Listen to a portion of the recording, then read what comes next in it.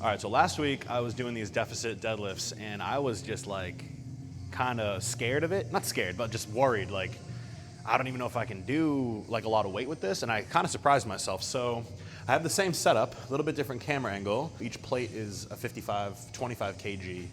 And I'm gonna try to do closer to like the upper 600s mark, like a 7-plate equivalent. See if I can get a single with this pretty good deficit. I mean, it's not a plate, it's probably, you know, I don't know, which is pretty decent, I would say. My hands are almost on my socks.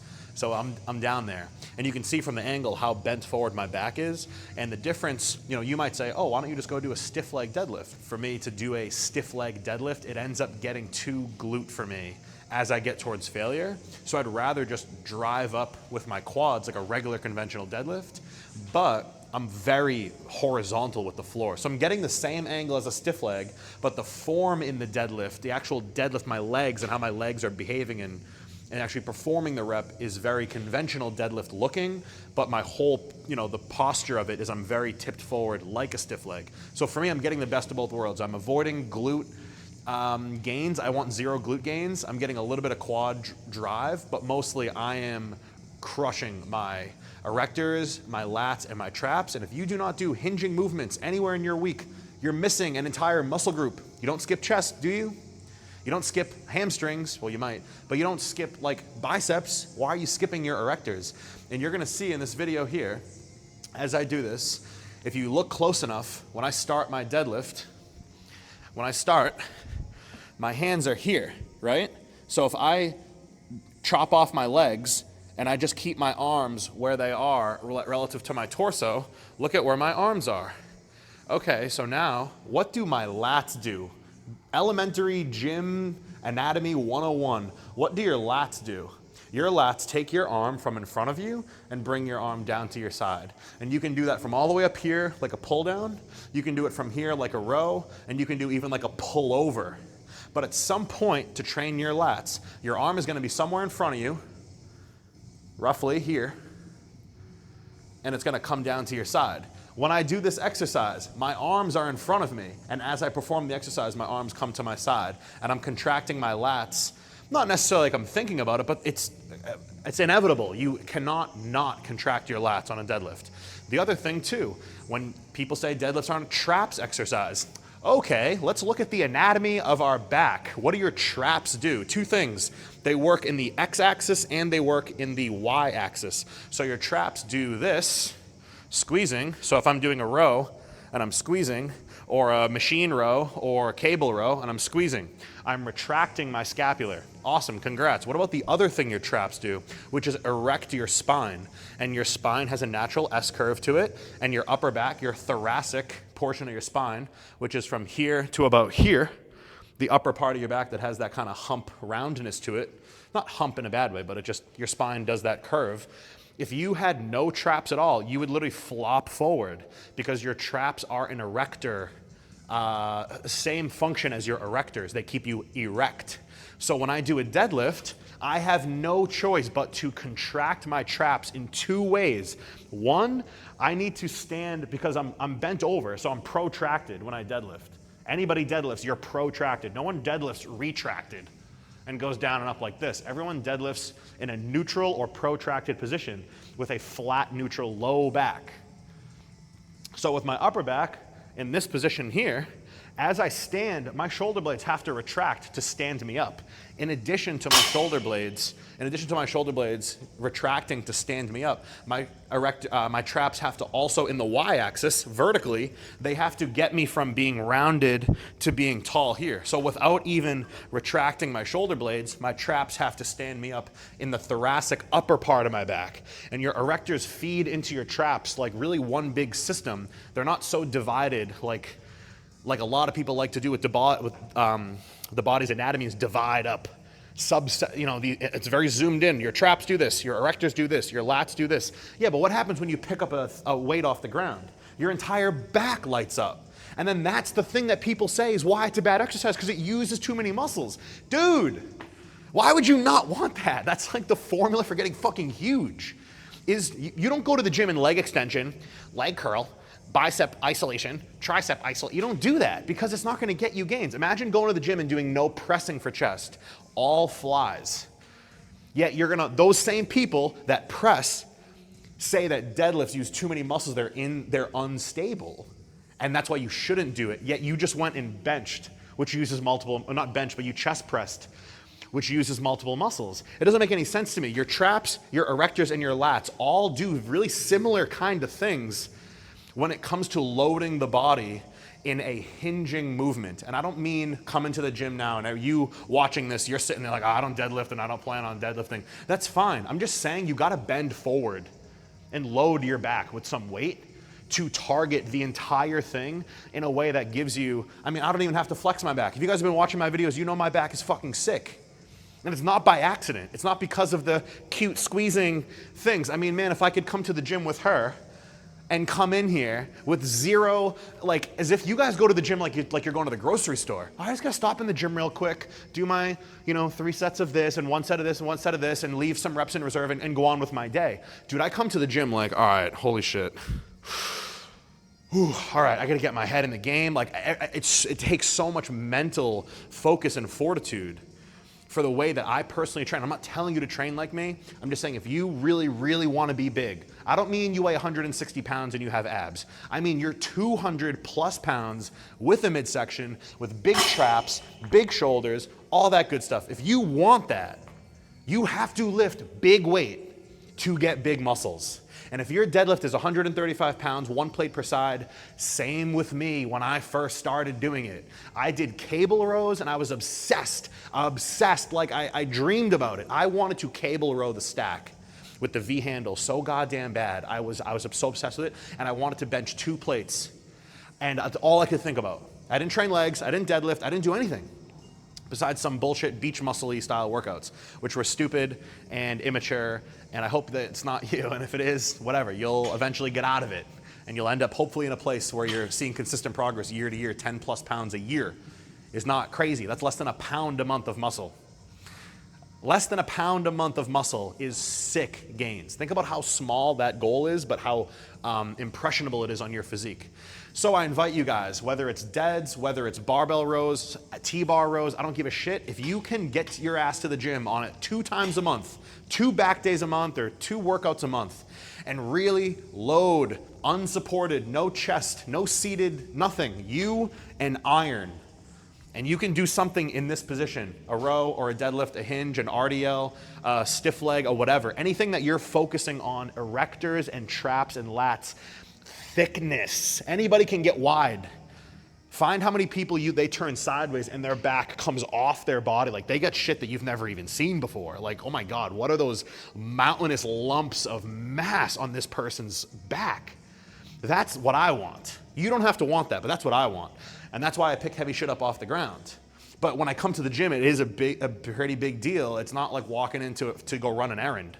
Going to the gym is not like an errand. It's like a big freaking thing for me to muster up what I need to. And when you diet, compound how difficult it is to continue coming in here and lifting heavy weight. And it doesn't have to be heavyweight barbell. I mean, you could be lifting heavyweight on the hacks, heavyweight on the lat pull downs, heavyweight on the dips, whatever you like, the Smith machine incline, the Smith machine barbell rows, whatever it is for you.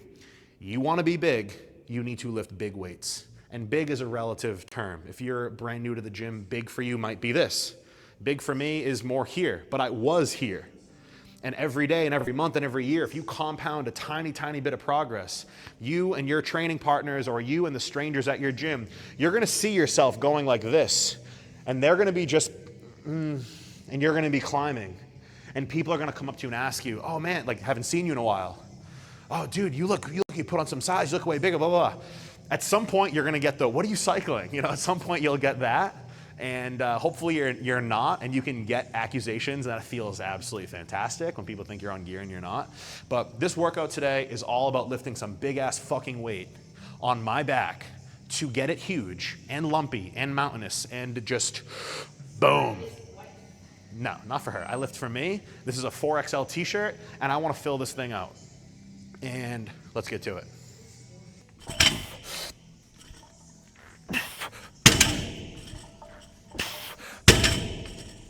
Oh, man, that is so light. That's light. All right, so this is 560. Not quite 6-plate American 6 plates, but 550. And I think I can get another plate on there. I think. Let's see how this goes. Ooh, gotta lock in, baby. Gotta lock in.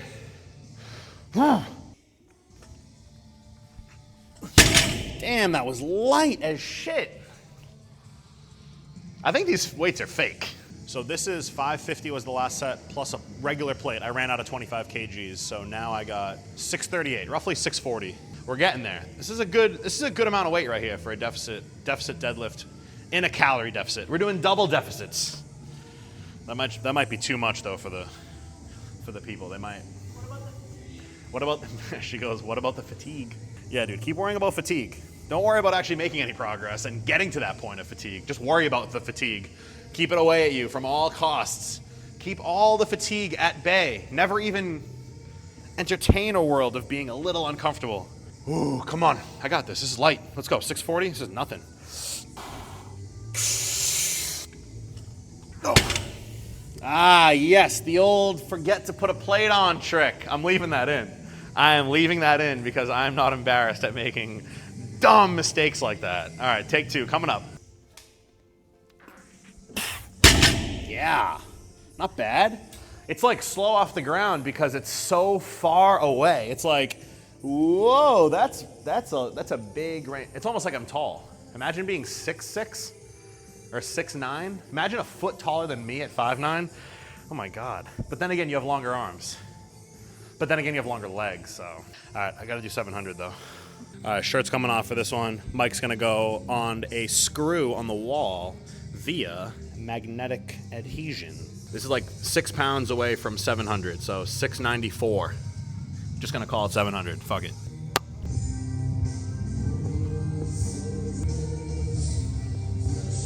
If you can get my back and my front in the frame somehow, I'm probably only gonna get 1 rep, maybe 2. Let's go until we get a good song. No. Oh, let's go. Ah! This is like 694, almost 700. I can't fit anything else. Ah!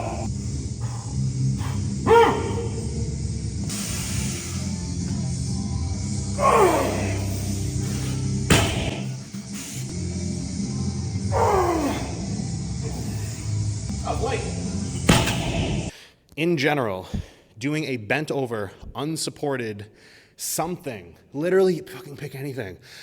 You can't see your back in the mirror.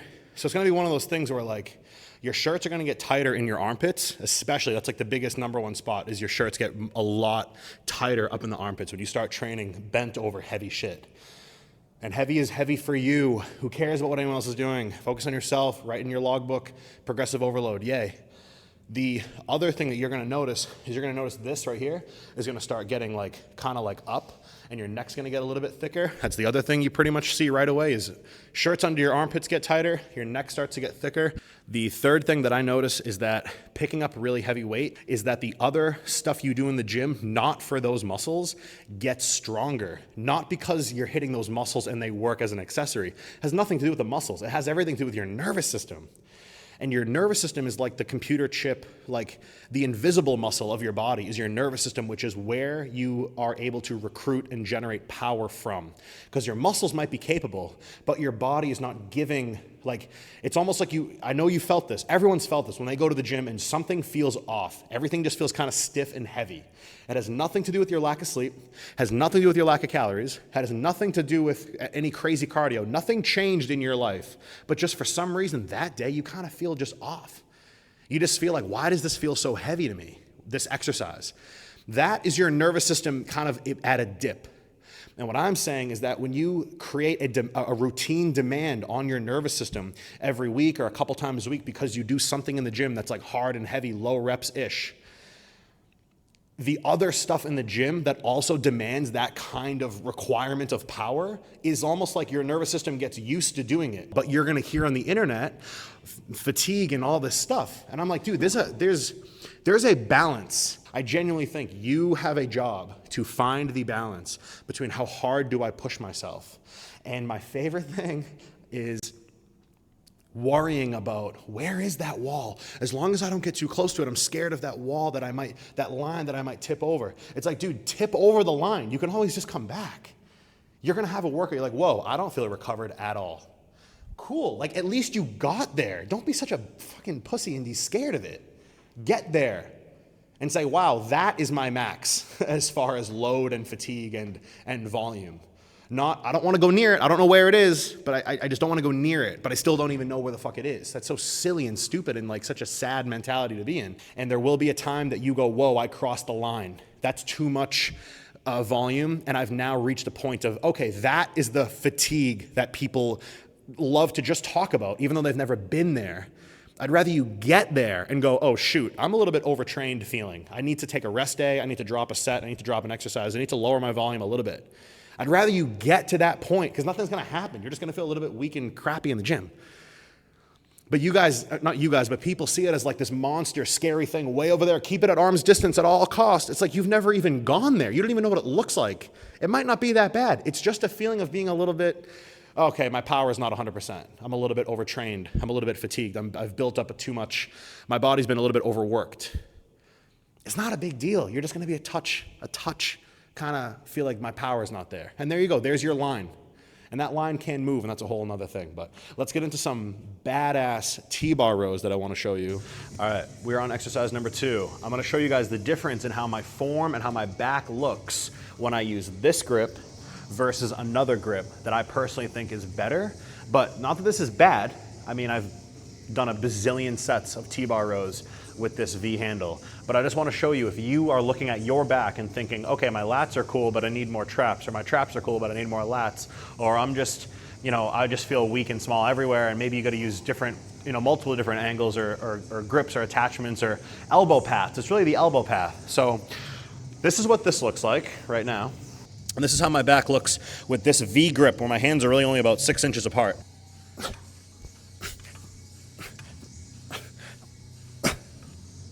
I'm getting a ton of lat on that one. Now, what I want to do is I want to show you this other grip. If your gym has something like this, this is how this one will look. Look how much wider this one is. That's how much wider this is. Now, there's going to be advantages and disadvantages of both. I want to show you how my back looks now contracting under this grip.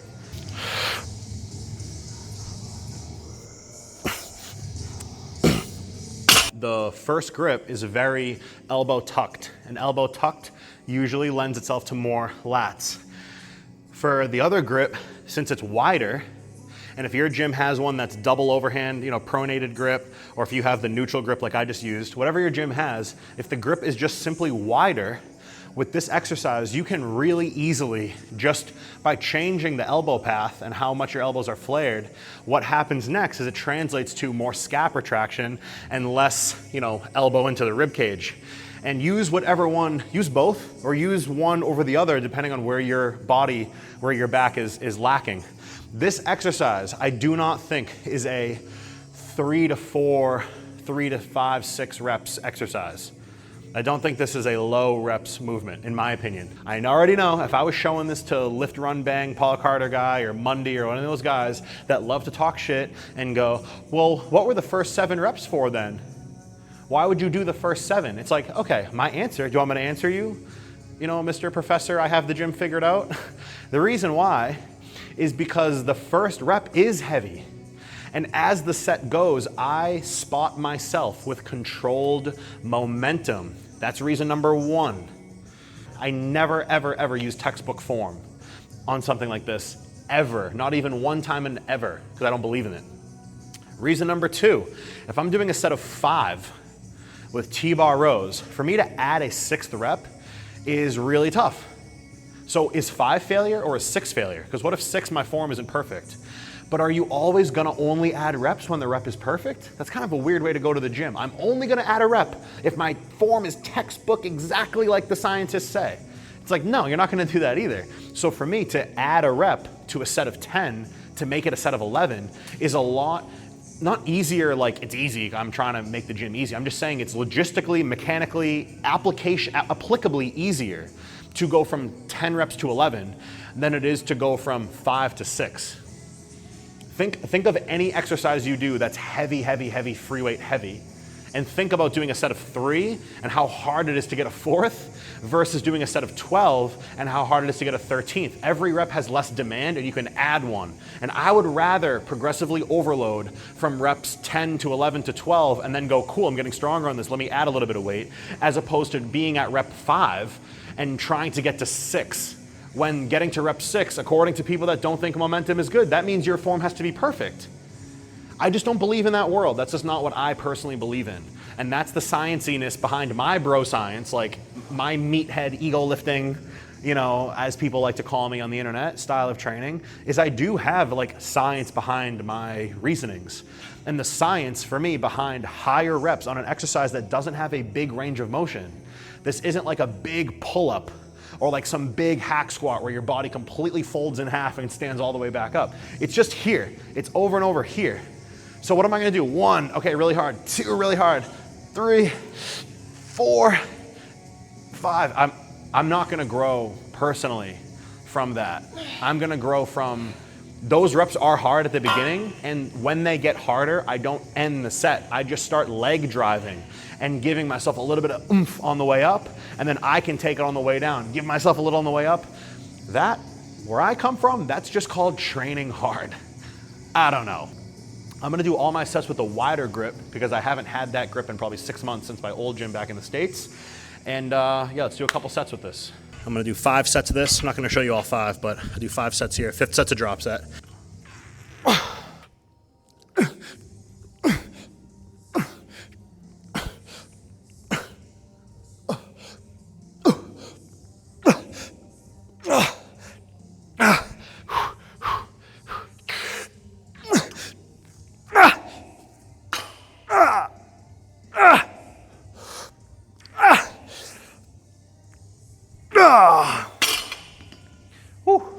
Bringing back the 2010s YouTube that a lot of people really missed out on, how awesome fitness YouTube was, fitness Instagram, fitness social media was pre-2020. It was just different, and I want to bring that vibe back.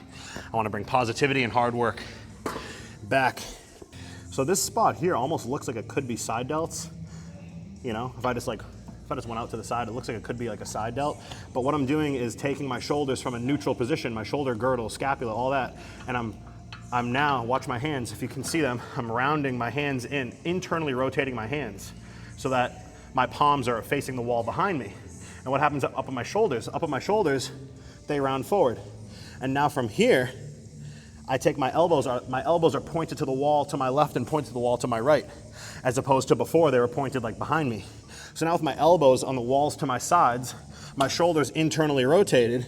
It's kind of bad posture, it looks kind of funky, but that's what rear delts is. It just looks weird to train it, because it looks like you're training your back wrong. Now from here, we just, same thing.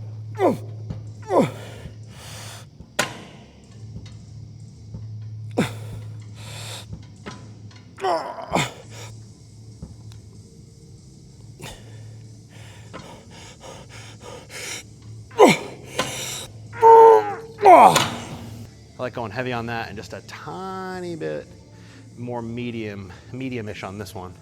So I brought the seat up 1 click because I don't want to just go to here. I want to almost come here and like scoop it. I want to scoop it up like that and get that rear delt nice. So I'm rotated, angled sideways.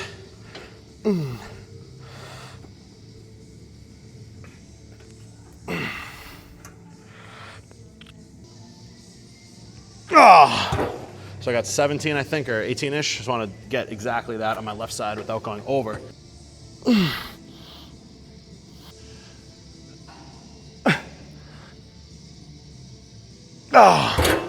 So that's that superset. I like to do 4 or 5, sets of that. Really exhaust my rear delts. And then the last thing I'm gonna do, I got 3 more sets of that to do real quick. With this, without recording, I speed through it. After 3 more of those, I'm gonna do the stack and just drop all the way down to the lightest that's worth even doing. And that'll be my last final thing. So deadlifts, I had something to prove to myself. I wanted to hit that 700-ish deficit deadlift. I got 2 reps, which was cool. T-bar rows, 4 sets, 4th one's a drop set. 5 rounds of supersets of these rear delts, and then 1 big ass drop set on the cable rows, and I will be very, very sore from this workout over the next few days. I got 2 minutes on my SD card, so I'm gonna show you that set right now after I finish up my rears. All right, 2 minutes on the SD card. See if I can get this done. I basically got a grip that I don't have to worry about like biasing certain things. Same grip I did on my T-bar rows. So I can basically, from here, I can get, definitely my rears are involved on pretty much all back stuff, but I can also get that scap retraction I want with my traps, and I can also get the elbow come to my rib for my lats. I love this grip, this width. Just the width of this grip is so ideal. If you have a lat pull down bar, same thing. But I'm gonna time lapse this, and starting at the stack and drop setting all the way down.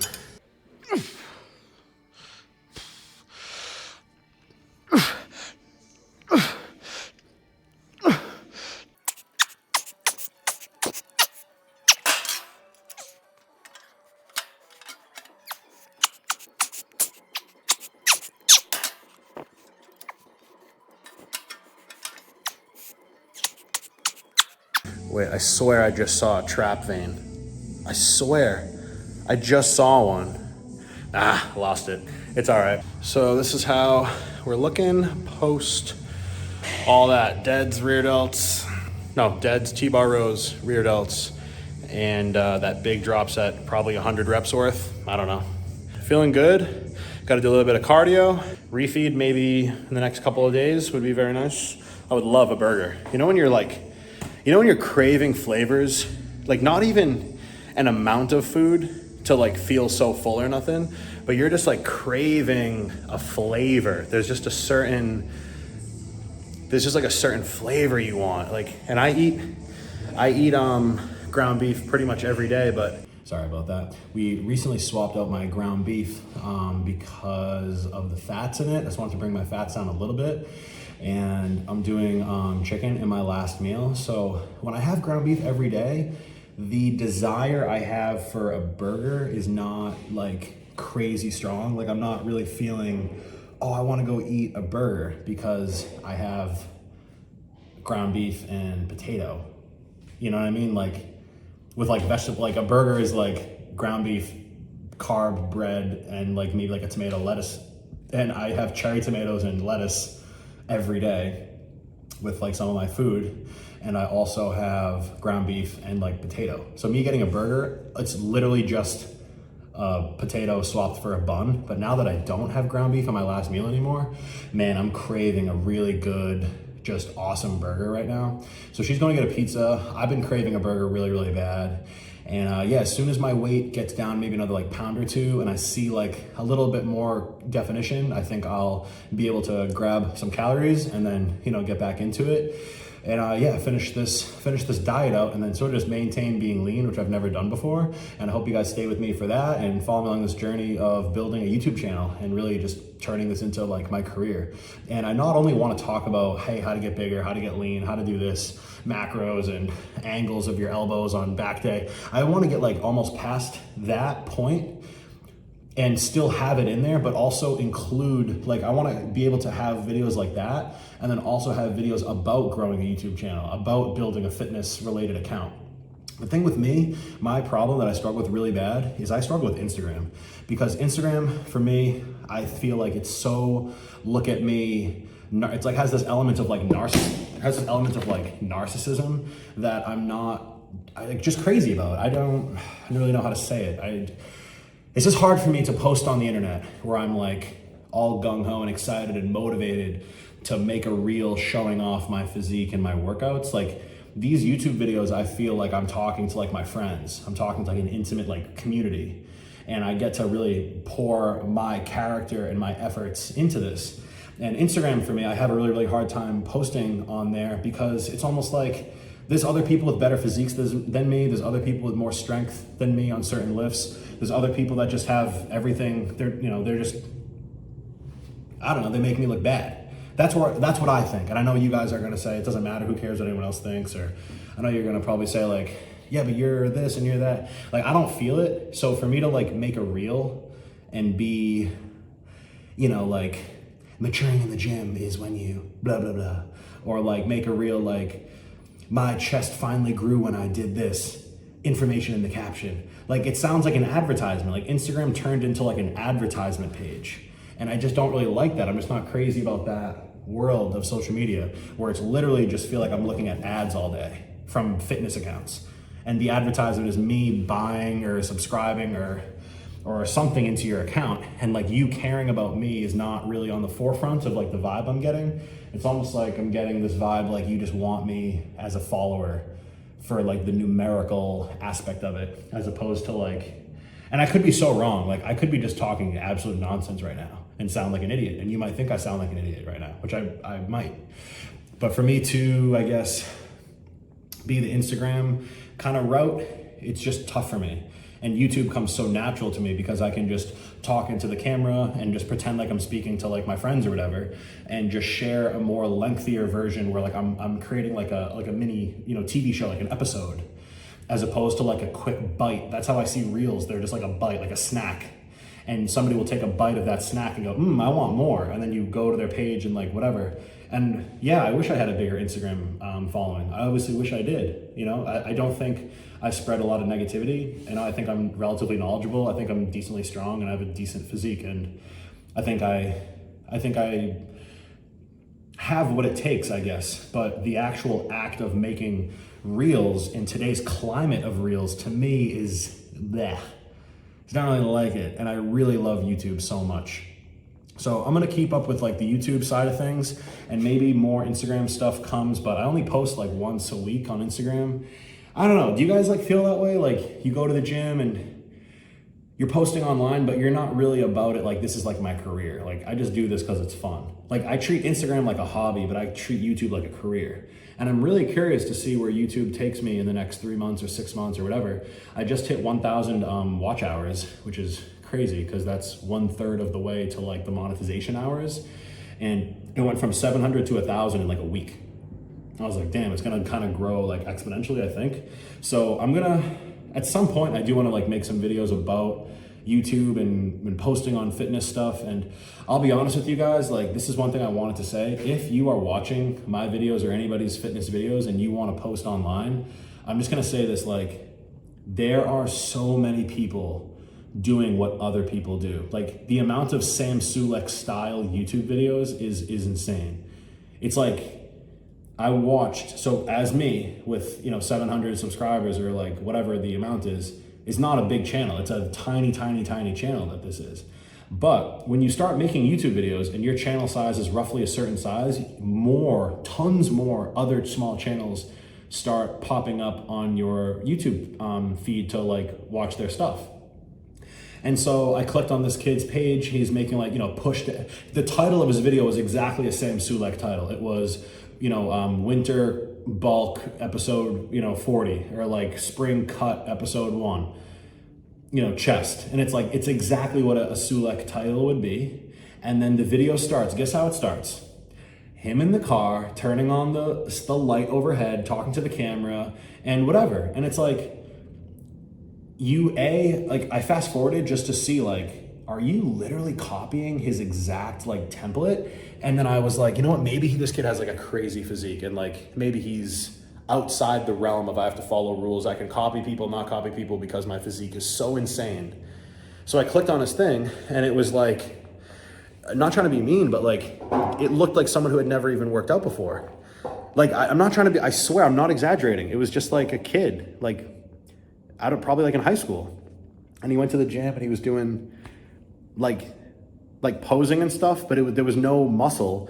And then back into the car. And I was like, you have the same title, you have the same car ride, you have the exact same workout where you film all of your sets with no sound, just you breathing and grunting into the mic, telling me what you're gonna do next. It was identical to the like detail of a Sam Sulek style training video. And I'm like, man, like you gotta be yourself. Like you would have never made that if you never saw a Sam Sulek video. And then I saw another one. I was probably 4 or 5 small channels, just checking out other small channels.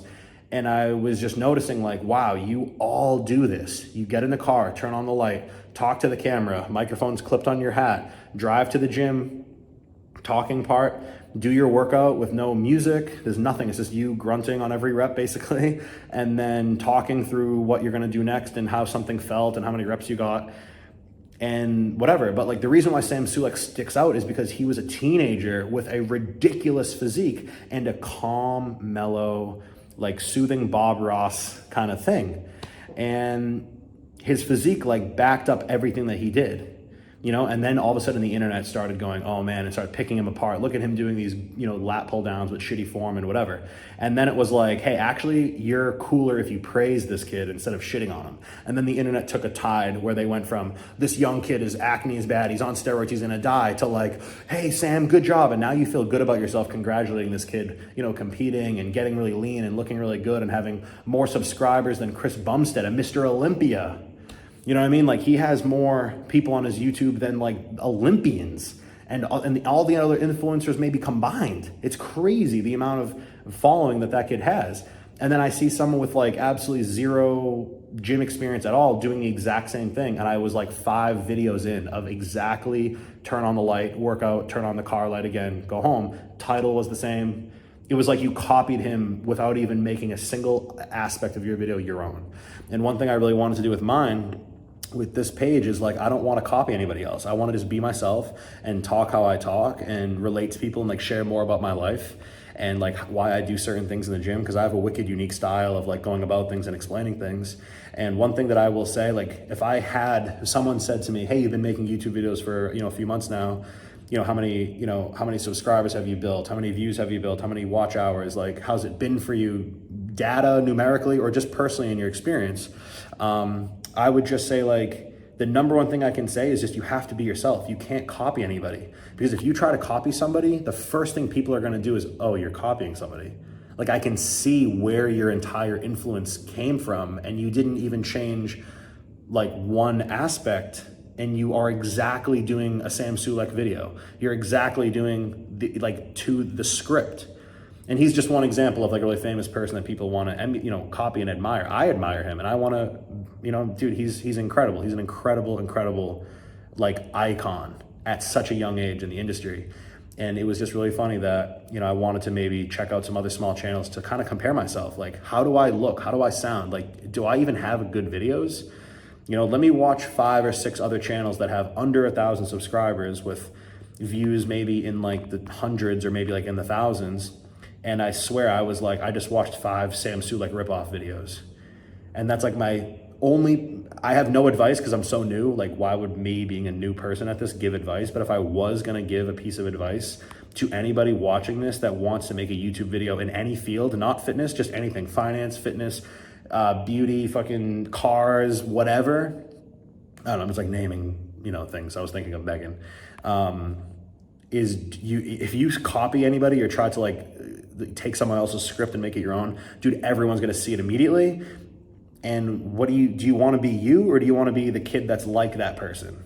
So that's all I can say is just be absolutely yourself. Like, make a video start to finish coming from your heart. And that's all I'm doing. And I hope it grows and builds. And I hope you guys are enjoying these little workouts and things. And I didn't realize how long editing takes, but what I'm going to do is, now that I'm getting better at editing and I have a more streamlined process, I'm going to start including more like vlog stuff, more chill stuff, not always information overload with like training, and like a little bit about my life, things like, why did I move out of the United States? Like, I'm not traveling, vacationing in Thailand. Like, I moved here. Me and Megan moved to Thailand from America. We sold all of our stuff. Like, I had a Jeep, I had a pickup truck, I had a Corvette, she had a Ram. We have a house in Massachusetts, we have a house in Florida. We're buying at least another house or 2 this year, probably somewhere in the Midwest. That, like, we have like a whole life outside of the gym that I've never spoken about. And we quit our jobs and like we live out here. Like, she was in the military for 10 years. I've had probably 30 different jobs in the last 10 or so years. Like, I have a weird life, and it would be cool to like start sharing some of that stuff. And I just don't even, me probably 3 or 4 weeks ago, I'm sitting here like, is this channel even something I can really pursue? Like, do people even want to hear what I have to say? And maybe, like, it's growing and like the views are coming in higher and higher. The subscribers are like, in the last month, I'm getting like 10 to 15 subscribers like a day on average. And I'm not gaining you. Like, you're not a number to me. Like, I wish more people would comment, because I love having conversations in the comment section, and find me on Instagram and like chat with me online. Like, that's what I treat this like. We're like on Xbox Live, like Halo 3 back in the day, like chatting, sending voice messages, like shooting the shit, kind of like having fun on the internet. That's how I see this whole thing. Not like, oh, I'm gaining followers. You guys are like, I'm collecting you. That's not how I see this at all. Like, I just want like a cool big friend group of gym community bros. And it would be really cool to start bringing in more of my like outside of my gym life into these videos if that's something that you guys want to see. So I'm gonna wrap this up here. I'm getting kind of hungry and like a little bit like fuzzy, and I'm gonna do some cardio, but I will see you guys. I think my next video I should have an arm day up, and I don't know if you guys like when I voice over better or if you guys like when I am talking in the workouts. The thing with arms is it's so much more fast paced. So creating like the video from I'm just recording in the gym and then I go home and I voice over it after. I personally have better workouts when I do that because I don't have to worry about a camera and talking and things. But also I don't go to the gym anymore for myself. I go to the gym with you guys as like my main like focus, is I'm trying to create a business, a brand, a community, a personal following, and inspire and motivate people to train hard. And if they need help, like that's what I would like to offer, is maybe an opinion that could help you. So I have to shift my focus from, okay, yes, voiceovers are better for me for arms, but if you guys like the voiceovers, I'll keep doing them. If you guys like when I talk in the videos, I'll do that, or I'll do a mix of both. But don't be afraid to comment and whatever down below. Liking the video, I think, is like one of the most important things for getting more exposure. And like I said in the last one, if just gently, without accumulating too much fatigue, right on that sub button. If you're on a TV, fine. If you do that on a TV, I respect you like to the max. If you're on your phone or you're on like a laptop or something, that'd be really cool, because I really want to get to like 1 with the K. That's like such a cool thing for me to imagine. But I'll see you guys in the next video. I appreciate all the support and the comments and the likes and and you guys that subscribe to my channel. And I'll see you for a good old arm pump. Megan wants you guys to know that I did want to look good in the gym to impress her when we first met. And yes, there are girls that do like big, strong, husky, muscular men. There are a lot of girls that don't. It's too much. Ugh. They want a girl, like, you ever seen a girl and a guy and like the girl's bigger than the guy? It's like, how does that even work? Like, what do you do? She picks you up and like you ride her? Like, how does that even, how do you do that? Thigh is bigger than your thigh? Yeah, if your girl has bigger legs than you from muscle, or bigger arms than you, or bigger